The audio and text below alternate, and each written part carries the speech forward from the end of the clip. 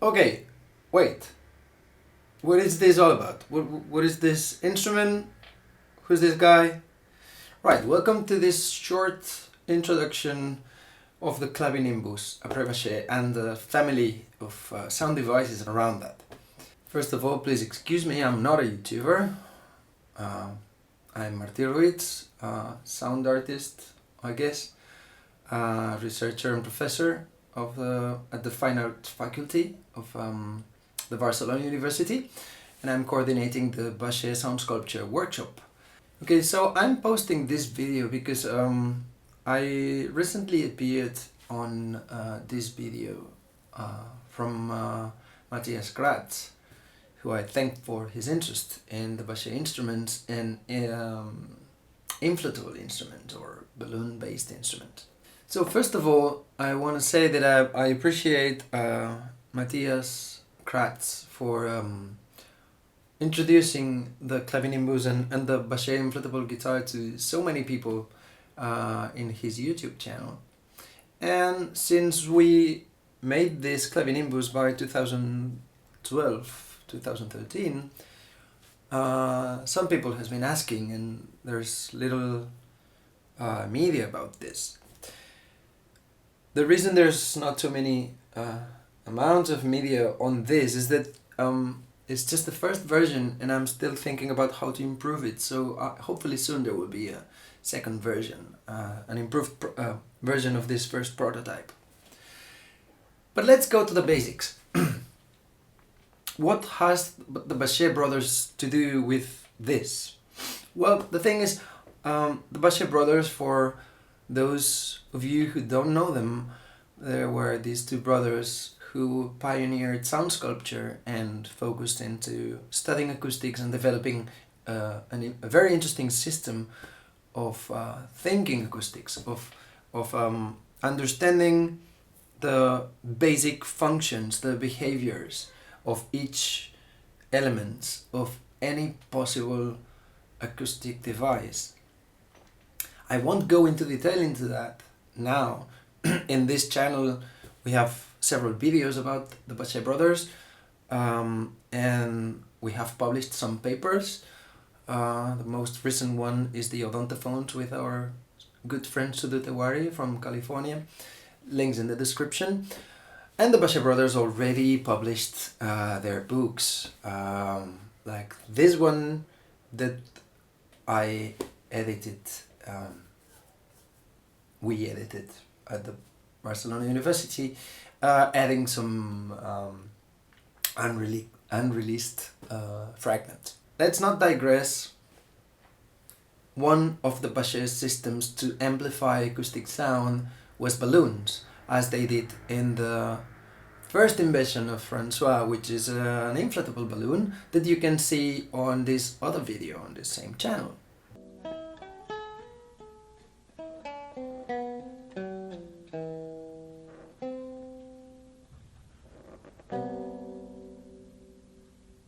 It's a short one, kind of shy sometimes. So the thing is that we started this project with Maria Coma, who is a composer and songwriter and very fine piano player, Catalan musician, and she kind of fell in love with the Baschet sounds and the Baschet piano. There is another video on the Baschet piano in the same channel, link in the description.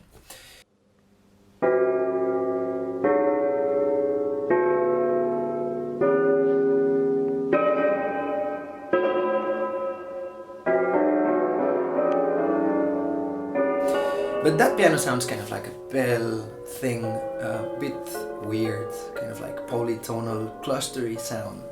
Not very clear pitch-wise. And Maria was having this sound in her head, kind of like closer to a Celesta, much more melodic and clear. So I thought it would be nice to explore the potential of tuning forks. And tuning forks has been there for some centuries already, but they don't really radiate their sound too much. Let's see that. A tuning fork. Any regular tuning fork is this sort of like U-shape, like two prongs bent like that. And when you strike them, the two prongs would oscillate symmetrically and create a very stable pitch. But since they have really little surface in contact with the air around them, you can't really hear them. Unless you transfer the vibration to another medium, in this case, through the leg, through this lower prong, we can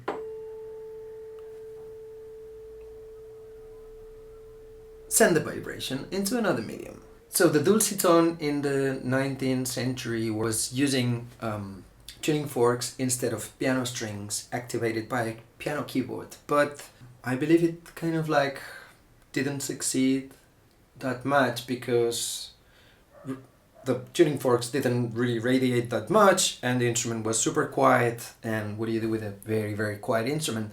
So I was thinking about how to get the best from a tuning fork, and then is when these ideas from the Baschet came to my mind. I initially understood that the region that is vibrating with more amplitude, that is kind of like moving with bigger movement, are these two free sides of the prongs. So the two arms of the forks are doing this. Where do you get more energy? Just on the side of the prong.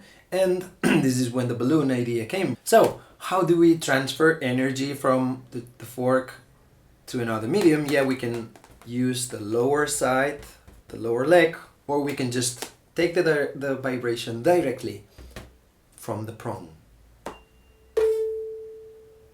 Not bad. And this gave birth to the nimbus family. The nimbus seeds are these first sound sculptures featuring tuning forks and balloons that you can squeeze, and you can squeeze the sound. So let's see it for a little while.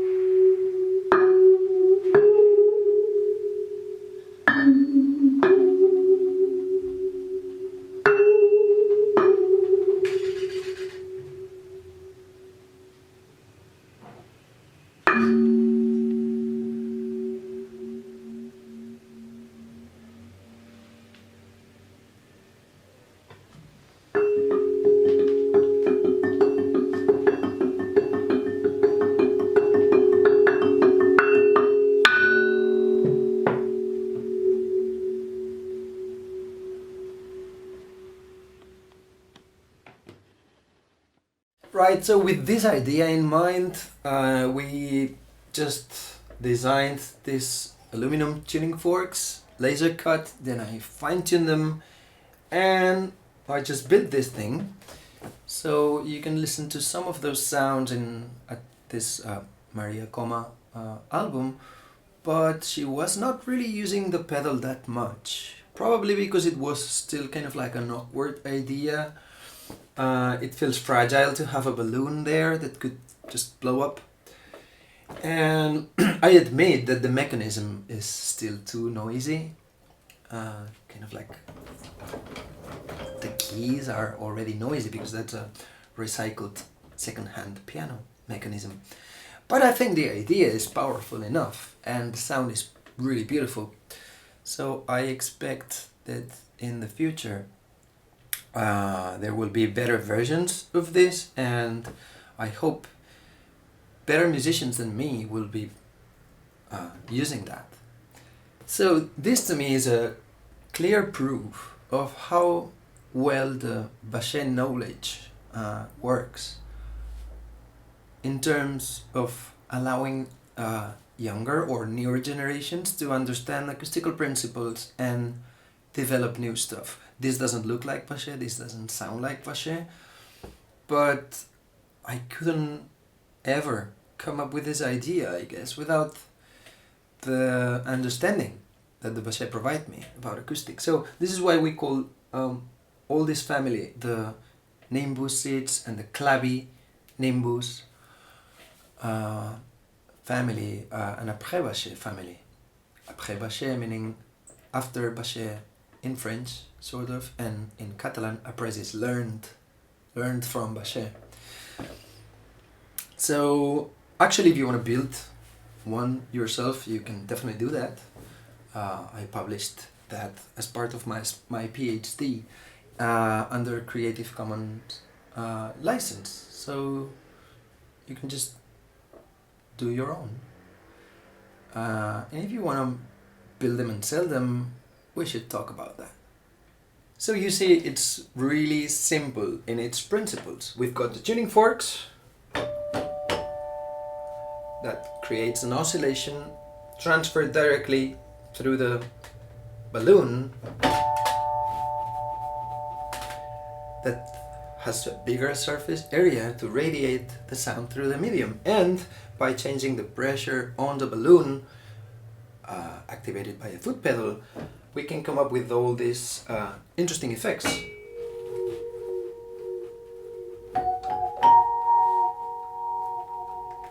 We can have tremolo effects.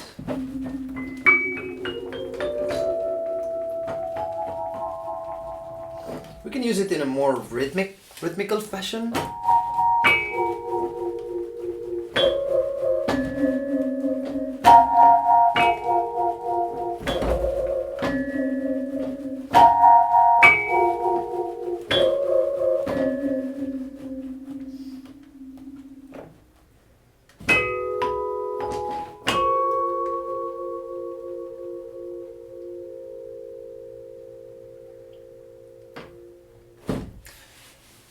Well, I hope you enjoy it. If you wish to know more about the Baschet Brothers and the Après-Baschet work, I'll leave some more content in the description. And stay safe. And thanks for watching. See you soon.